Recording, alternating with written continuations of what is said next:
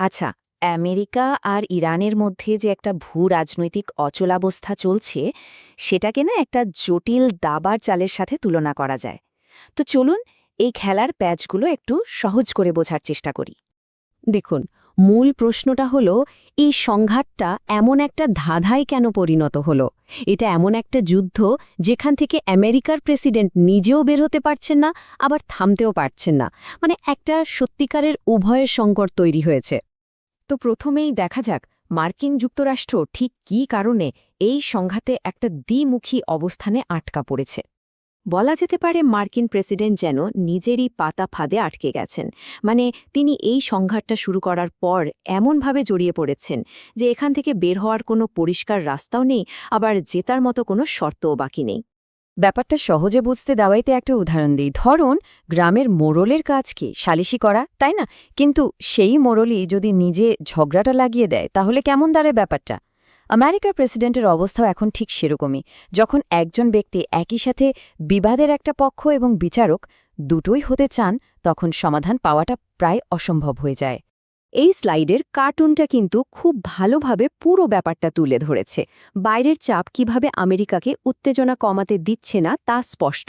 এখানে দেখুন, ইসরায়েলের প্রধানমন্ত্রী আমেরিকার প্রতীক এই বিশাল ঈগলটাকে টেনে হিঁচড়ে ইরানের দিকে নিয়ে যাচ্ছেন।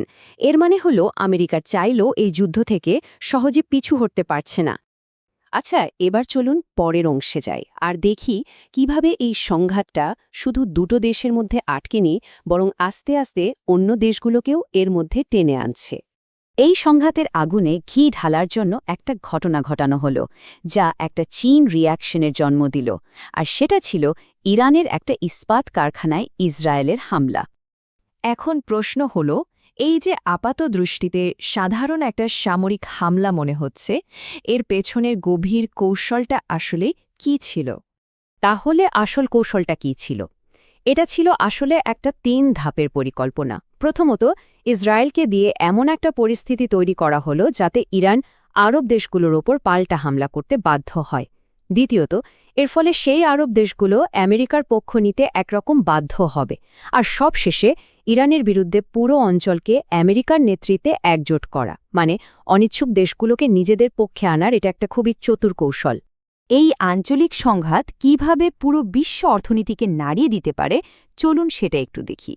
আর এই বিষয়টা আমাদের মতন সাধারণ মানুষের জন্য কেন এত গুরুত্বপূর্ণ, তা এই অংশ থেকে একদম পরিষ্কার হয়ে যাবে। এখানে সবচেয়ে মজার ব্যাপার হল, ইরানের সবচেয়ে শক্তিশালী অস্ত্রটা কোনো মিসাইল বা বোমা নয়, সেটা হল হরমুজ প্রণালী, যা তার ভৌগোলিক অবস্থানের কারণে তৈরি হয়েছে। হরমুজ প্রণালী হল একটা খুবই গুরুত্বপূর্ণ কিন্তু খুব সরু একটা জলপথ।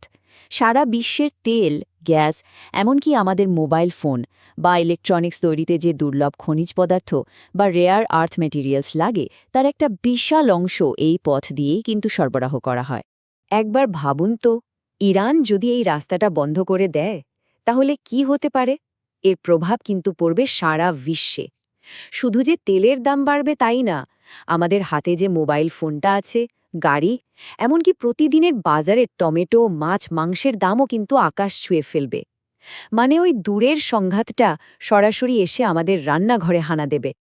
এবার আমরা এই বিশ্লেষণের একদম শেষ অংশে চলে এসেছি, যেখানে এই সংঘাতের সমাধান কেন হচ্ছে না তার মূল কারণটা আমরা খুঁজে বের করব।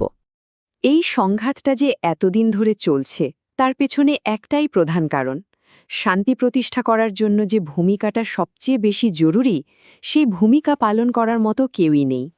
এখানে দুটো শব্দের পার্থক্য বোঝাটা খুব জরুরি। একজন মধ্যস্থতাকারী শুধু শান্তির প্রস্তাব দিতে পারে, কিন্তু একজন গ্যারেন্টার বা নিশ্চয়তা দানকারী হলো এমন এক শক্তি যার ক্ষমতা আছে দুই পক্ষকেই একটা শান্তি চুক্তি মানতে বাধ্য করার। তাহলে এই গ্যারেন্টারের ভূমিকাটা কে পালন করবে? যুক্তরাষ্ট্র? না, তারা তো নিজেই এই সংঘাতের একটা পক্ষ। G7 দেশগুলো, তারা হরমুজ প্রণালী বন্ধ হয়ে গেলে যে অর্থনৈতিক ক্ষতি হবে সেই ভয় সরাসরি জড়াতে চায় না। আর আঞ্চলিক শক্তিগুলোর তো এত ক্ষমতা নেই যে তারা একটা পরাশক্তির ওপর কোনো চুক্তি চাপিয়ে দেবে।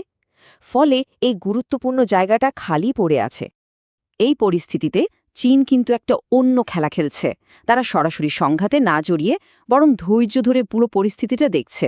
তারা আসলে একটাই জিনিসের জন্য অপেক্ষা করছে, কখন আমেরিকা আরও দুর্বল হবে, আর তখনই চীন এগিয়ে এসে নিজের প্রভাব প্রতিষ্ঠা করতে চাইবে। রাশিয়ার অবস্থানও অনেকটা একই রকম। তারা একদিকে এই সংঘাতের জন্য আমেরিকাকে দায়ী করছে, আর অন্যদিকে এই অস্থিতিশীল পরিস্থিতি থেকে নিজেদের কৌশলগত সুবিধা বের করে আনছে। আসলে এই বড় শক্তিগুলো চায় যে যুদ্ধটা চলুক আর আমেরিকা আরও দুর্বল হয়ে পড়ুক। তাহলে সব শেষে প্রশ্নটা কিন্তু একটাই, যে দেশটা এতদিন ধরে সারা বিশ্বে মধ্যস্থতাকারীর ভূমিকা পালন করে এসেছে, সেই যখন নিজেই লড়াইয়ের একটা অংশ, তাহলে শান্তিটা প্রতিষ্ঠা করবে কে? আর এটাই বোধহয় এই মুহূর্তের সবচেয়ে বড় আর অমীমাংসিত প্রশ্ন।